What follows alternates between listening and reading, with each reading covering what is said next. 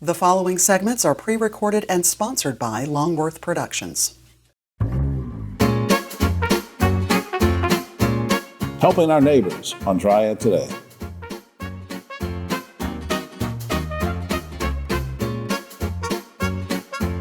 Hello everyone, I'm Jim Longworth and welcome to another edition of Triad Today, coming to you once again from the beautiful Senior Botanical Garden in Kernersville. Come on out and visit the garden. We'll tell you more about them later on, and later on when the roundtable shows up, we'll get into all sorts of controversial topics with them. But between now and then, some great guests, important information coming your way. I hope you'll stay with us the whole half hour. Where we want to start is talking about ways that we can help our neighbors to the west. I'm talking about the flood victims, the storm victims, and we do that with two great public servants. On my immediate right, Ashton Fowler, Marketing Manager for Modern Automotive Network, and our good buddy, Eric Aft, who's CEO of Second Harvest Food Bank of Northwest North Carolina. Good to see both of you. Good to see you. Ashton, let me start with you. You and your family, of course, support a lot of community projects and agencies and activities. How are you partnering with Second Harvest Food Bank now to help others, and why?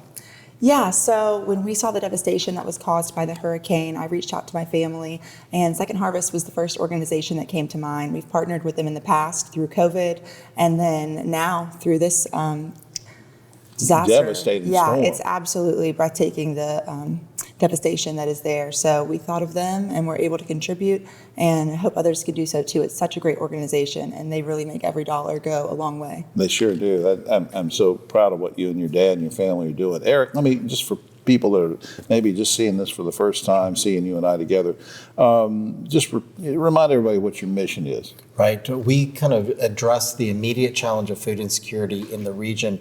We serve from Boone to Burlington down to Statesville to the Virginia line, as well as a number of programs that help address the root cause of food insecurity itself. But I know the focus today is really around how we on address the storm. this need. Yeah. So let's get to that then. How are your folks specifically with the food bank coordinating or complementing efforts of, say, everybody from National Guard to FEMA to all those different agencies? Yeah, it is a collaborative effort. It's amazing for people as we've come together to address this need. Is our main focus is the far western area that we serve, which is Ashe and Watauga counties. In addition, we've reached out to Avery County, working with them because that is served historically by Manna Food Bank, which has been in the news a lot. It's our sister food bank that's based in Asheville. So, we are coordinating work with our on-the-ground partners, which we support 36 programs all the time in Ashe and Watauga, and we're utilizing that network to find the best way to get food where it's needed. You were telling me off camera, we've got individuals up there that you get the food to them, and then the individuals are personally taking it to people. It's like a different kind of crisis Meals on Wheels thing. But before time runs out, what do you do as the dust settles, as things begin to restore? Are you still going to be have a presence? Or? Absolutely. We've been there before the storm. We're there now. We're going to be there forever. This is part of our mission. This has been part of our area. So unfortunately, this is a multi-year impact. It's not just a short-term one, so we will be there. How important is support from Ashton and her family, the Fowler folks, the Modern Automotive folks? Very inspiring, right? It is. It actually has inspired multiple individuals and groups to make additional gifts to us. So Modern and the Fowler family is incredible. They're great community servants. They're dedicated to making a difference, and this is just another example. What do you need right now? I know we didn't rehearse any of this, but any immediate need to help these flood victims as far as the food banks concerned? Yeah, volunteers and funds. We're packing literally hundreds of boxes a day to get to those impacted by the storm. So we need a lot of volunteers as well as funds, because we're going to be purchasing food above and beyond what we historically have done, because we're already seeing historic highs in food insecurity across the region, but we need to step up even more. All right, up on screen, go to secondharvestnwnc.org. That will tell you all about what's going on with the food bank. And please visit modernauto.com as well. Ashton, I just can't tell you how proud I am of you and your dad and your family for doing this. I know you encourage other people to help too. Yeah, thank you so much. Yeah. I appreciate it. Eric, keep at it. Thank you, sir. Well, thank you. And I'll see you next month around Thanksgiving. You got it. All right. Look forward to it. We'll be right back after this.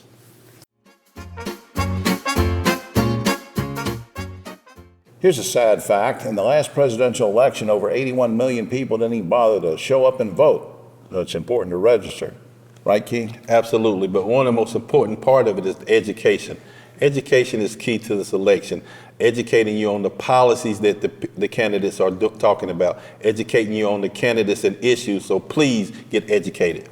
This is brought to you by Ground Gain Innovations. The world's brightest are Fulbrights, Goldwaters, McNairs, and Spartans. Prestigious doesn't have to be expensive. And we know you will make a difference wherever you go.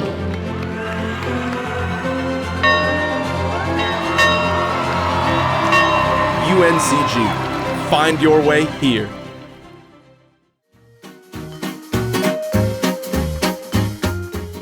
Back now on Triad Today. First time visitor to the show, our very special guest is Dr. Jared Sandiford. He's an orthopedic surgeon with Northern Orthopedics in Mount Airy. Good to see you, sir.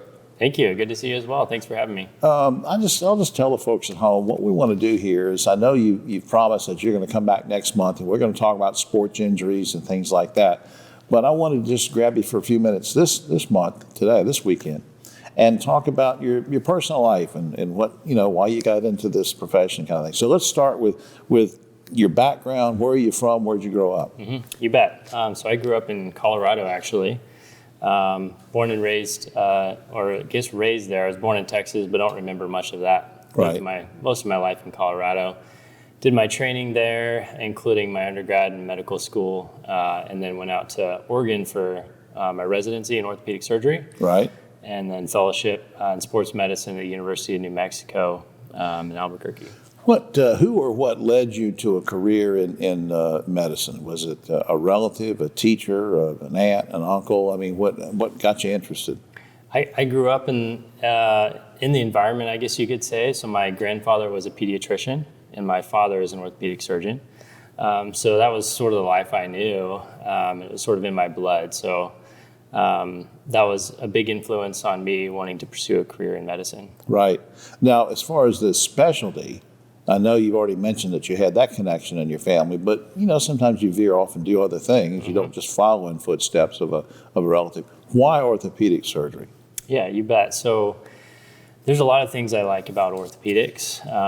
Certainly, I had my father that is an orthopedic surgeon, but it just made sense for me. I loved sports, and growing up, that's what I did, and this fits very well with sports, taking care of patients with sports injuries. Right, of all ages. Yeah, exactly, yeah. Anywhere from young kids to geriatric population. Sure. And then I get to see a quick improvement in people's lives and help their quality of life improve, and I really like that. No, I think that's great. Now, what about coming to Northern Orthopedics specifically? You've been all over the country. What attracted you here?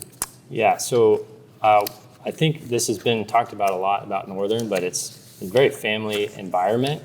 So everybody's there working together as a team, really for patient care. And that was what attracted me to Northern, and that's held true since I've been here. And I really like the family environment, the community environment. We do a lot for the town and the county of Surrey County. Every doctor, every surgeon, PA, they all have a different sort of approach to patient care. And sometimes it's hard to put into words, but if somebody comes to see you, well, how would you describe your approach to patient care? I like to describe it as total orthopedic care. So I'm treating each patient individually. I'm not just treating an injury or an x-ray or a problem, but I'm treating the patient. And that includes their physical needs, emotional and spiritual needs. I think with orthopedics, like I mentioned, we get to see quick improvements in people's lives. So my goal is for each patient to get them back to their job, their sport, whatever they want to do or need to do as fast as possible. And that may be different for each patient. Sure. Before time gets away from us, I'm just curious. I know that a surgeon probably doesn't have much free time, but if you do, what kind of hobbies and things are you into? So I'm married. I have 2 little kids, and well, there's where your time goes right there. Exactly. So they do take a lot of time, but I love that. I love spending time with my family. We like being outside, hiking, biking, hunting, fishing, all those kinds of things. So we take advantage of those kinds of adventures whenever we can. Well, I want to put a couple things up on screen. For Northern Orthopedics, you can call 719-0011, to make an appointment. Also, I hope you'll visit the general website for Northern Regional Hospital, which is choosenorthern.org. And Doc, I know you promised us you're going to come back next month. We're going to talk about sports injuries, preventing them, treating them, and that kind of thing. So, folks, that's just a little commercial. And a few weeks from now, you'll see him again. Thanks for doing this. All right. Thanks a lot, Jim. All right. We'll be right back.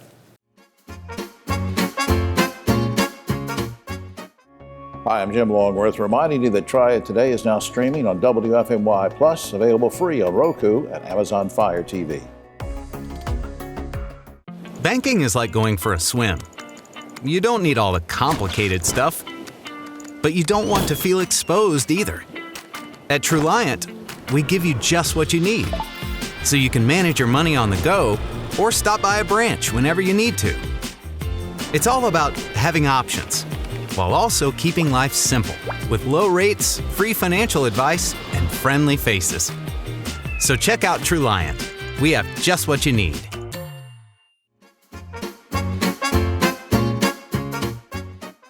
Back now on Triad Today, and I'm so glad to meet and have this special guest with us, first-time visitor to the show.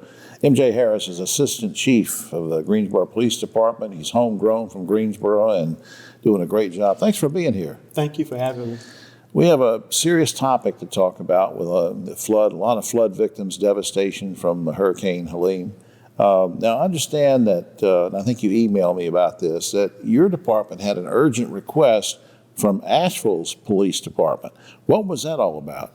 Well, they needed assistance. And what we experience every day, or what you all might not see, is that how willing we are to assist even our brothers and sisters across the state. Right. Mm-hmm. But now, what was involved in trying to put together a team like that? You get a phone call, can you come up and help us?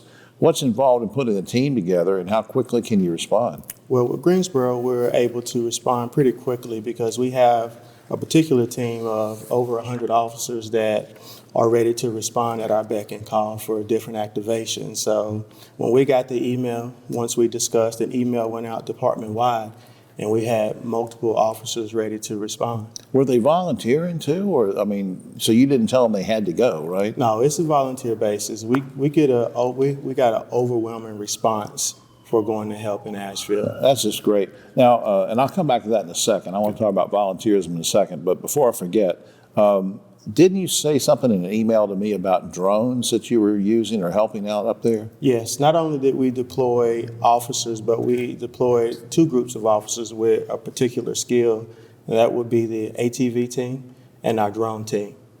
And how are the drones going to help? Just sort of surveying the damage to the roads and stuff? So yes, our drone team and our ATV team were attached to some other search and rescue teams from other parts of the country where they sent officers to work, and it was a search and rescue mission. So the drones allow us to get into places where humans can't. Right. Now I want to circle back on this volunteerism thing, which I think is really important.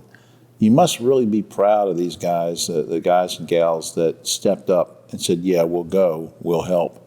How do you feel about that? Oh man, it warms my heart. Overwhelmingly, the mantra that you hear, protect and serve, we live and breathe it. And this was absolutely displayed in the response we got for volunteers to go to Asheville. What message does that kind of volunteerism, that spirit, what message does that send to the community and maybe even to potential recruits? I think it reassures our community that you have a very active and willing police force who's ready to protect and serve that community.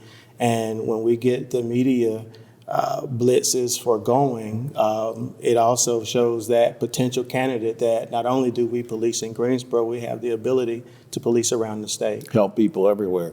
Before time runs out, you and I have never met before, so I'm just curious, who or what led you to a career in law enforcement? And I kind of, by happenstance, I was a security guard, and I had a flashlight, and I quickly realized I couldn't really do anything.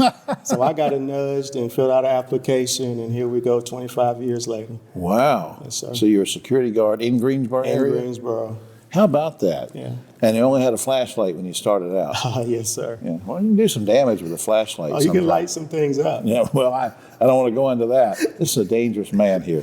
No, the reason I ask you that seriously is because I always wonder if somebody had a dad or an uncle or a neighbor or a teacher or somebody that said, hey, you might want to think about that. Was there anything in your mind, as you were younger about wanting to go into this or serving people? Of course I saw it, but I'm the first in my family to join this profession now. I do have a brother-in-law and a cousin and another brother that has joined since then. But Right. I was the first. I'll be darned. I think that's great. I want to put something up on screen here for more information about the department in general. You can go to greensboro-nc.gov/department/police, and I hope you will do that. Assistant Chief Harris, thanks for all you do, sir. Thank you.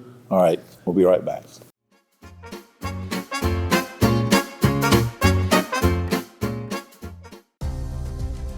North Carolina's economy is growing, bringing new businesses and opportunities. The need for electricity is growing too.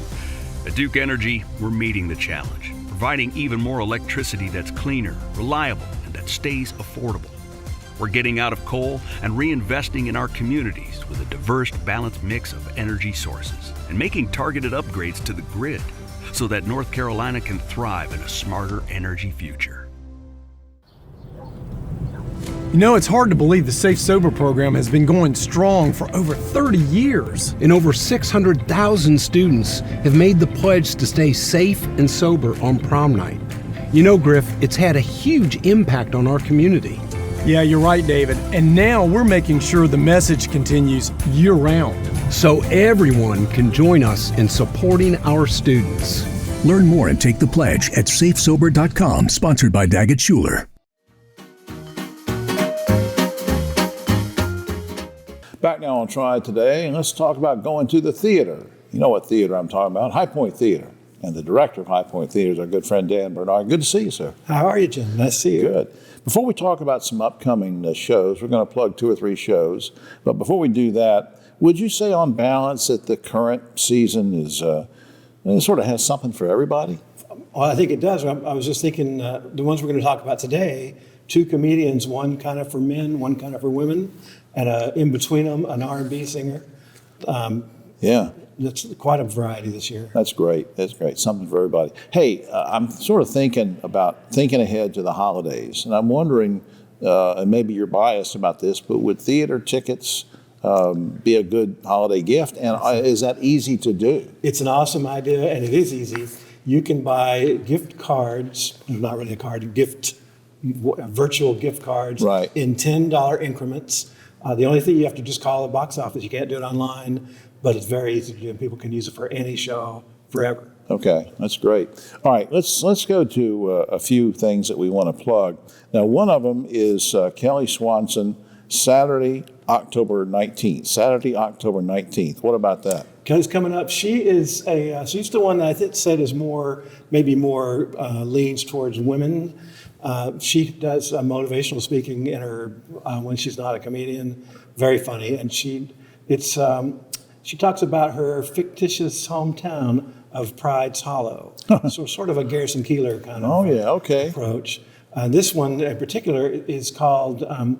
It's about gossip, Southern fried gossip is this show.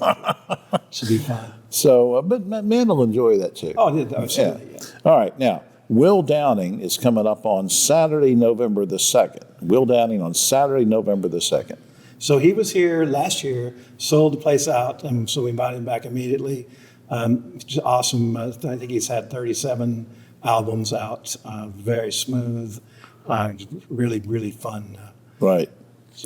We didn't rehearse this or anything, but when people come in that are musicians, do they, how do I want to say this, do they plug their CDs or whatever, or do they tell people how they can get them, or do they sell them there at the theater? How does that work? If they are smart, they almost always have a table of merch on the back, and we'll come out and sign them afterwards. So you let them do that? Oh, yes. Okay.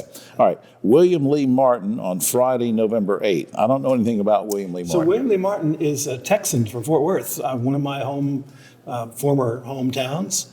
Very funny. He's got Southern kind of come in with a cowboy hat on. And he's the one that would skew probably more towards the men. So maybe you couples could make a deal. I'll go with you to this one, you go with me to that one. Yeah, one of you go to Kelly Swanson, one of you go to William Lee Martin. That just sounds like fun. I want to put up on screen this. I love this website ever since it's been redone there, highpointtheater.com. And remember, when you're typing that in, there's two T's, highpointtheater.com, and it's theater with an R-E at the end. Now, the reason I say that is because we can't cover but so much in a segment like this, but you can find out all sorts of information about these acts if you go to that website, that we can, really go in depth about it. Now, for tickets, and I want to emphasize this, there are all sorts of scammers out there and things, call the box office. That's a surefire way to make sure you're getting the tickets you want at a good price. And that's 336-887-3001. And I know you prefer people calling up the box office rather than trying to, go through these third parties, right? Don't go through it. You're paying more money for no good reason.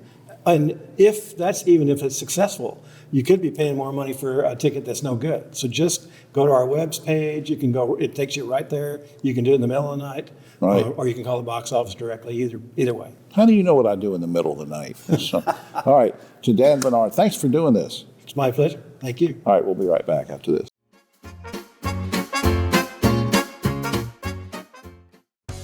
Hi, I'm Jim Longworth, reminding you to catch my column Longworth at Large and Yes Weekly every week. It's available throughout the Triad, or you can go online, yesweekly.com. Baby, watch me fly. Baby, watch me soar. Baby, watch me fly. I will open up the sky. Fly local, fly easy, fly PTI.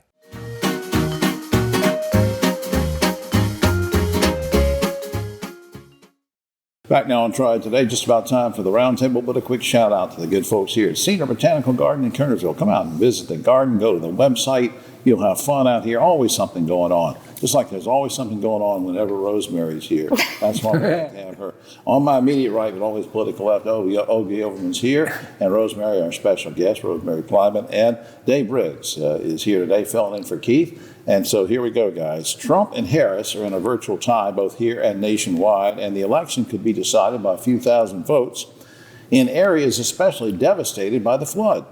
North Carolina's election board's allowing flood victims to turn in their absentee ballots as late as 7:30 p.m. on election day. But here's my question. Given the devastation of some of these folks, I'm not taking sides politically, shouldn't we also allow these folks to register and vote on election day? Ogie.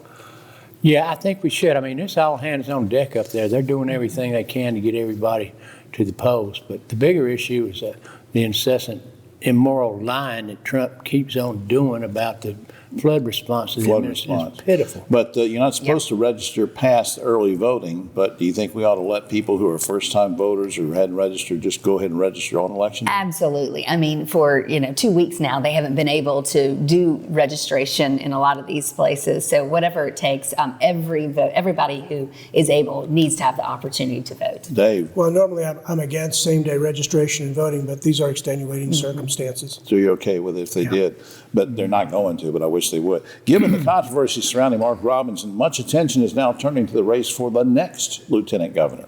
Democrat State Senator Rachel Hunt, who is the daughter of former Governor Jim Hunt, is leading Republican newcomer Hal Weatherman by a single point in the polls. Guys and gals, who wins this race 3 weeks from now? Ogie. It's going to be coattails. We'll see if Kamala has any coattails or not. I think Hunt will win it, though. You think so? Yeah, I agree. I think that it's going to follow the governor's race in North Carolina, which I think is going to go to the Democrats. Dave. I think Rachel Hunt has a name recognition because of her father, and especially down east. I don't know that Mr. Weatherman has done enough to campaign to win this election. All right. A federal judge recently ruled that the federal government cannot force Catholic employers who are of the faith, being Catholic, they can't force them to provide their workers with time off work for abortions or fertility treatments. Are you okay with that ruling on any level, Ogie? When I first saw it, I thought, well, this is a separation of church and state issue, but it was not really, because an employer has a board of directors or whoever. He's not the the one who should make that decision. I don't like it. I don't like it. Rosemary. No, I don't like it either. I really just think that employers and think the government needs to stay out of your relationship with your doctor. This is a separation of church and state issue. They are a Catholic employer. If they need that treatment, maybe they don't need to work for a Catholic institution. All right, it's a slippery slope. Student athletes at private schools in our state have already been allowed to receive compensation for the use of their likeness, name, and image. But recently, a Wake County judge ruled that public high school students, athletes, may also receive money for their name, image, and likeness. You guys okay with all high school athletes receiving money for the use of their name, image, or likeness, Ogie? I am not, Jim. I hate it as a lifelong sports fan and sports writer for 40 years. I hate it. It's ruining college athletics, and now it's going to ruin high school athletics. Yeah, it's crazy. No doubt it has changed, but no doubt it was coming. I mean, when it went to the colleges, and then the private schools already have it, it's only fair that the public students have the same. Else, the private schools will poach all the public athletes. Well, I didn't think about that. Yeah, Dave. I think it's horrendous, and I'm with Ogie. I think it's ruined. It's ruining college athletics. I mean, I'm still waiting for my check for all my appearances on Triad Today. Well, you're not an athlete, Dave. You're an athletic supporter. Oh, that's true. It's an old joke, isn't it, Ogie? Good comeback, Jim. A bipartisan group of 14 state attorney general has just filed a lawsuit against TikTok, saying that TikTok has, quote, addicted young people and harmed their mental health. Is TikTok to blame for all this, and who wins this lawsuit? Ogie? Well, they've got a big share of the responsibility. I mean, it's not just kids, it's actually adults that are hooked on TikTok. Yeah. I don't like it. Who's going to win this? I don't think it's TikTok's fault, actually. I mean, I think this is the social media problem. And this feels like politics, world politics we're playing here, and less about the actual platform. Yeah, is TikTok to blame for this, or what's the parents' role? These attorney generals have got to prove this case, and I'm not sure that they actually can. I think they lose this. What's the parents' role in all this? Well, that's part of the problem. A lot of parents are no longer involved with raising their own children. And you're on it too. That's right. Yeah. The parents, right. Rosemary is going to leave here today, and she's going to do TikTok. Finally, an Ohio court just ruled that it's illegal for ice cream trucks to sell medical marijuana as they drive around from one neighborhood to the next, playing those little musical tunes. Guys and gals, would you buy pot from an ice cream vendor, Ogie?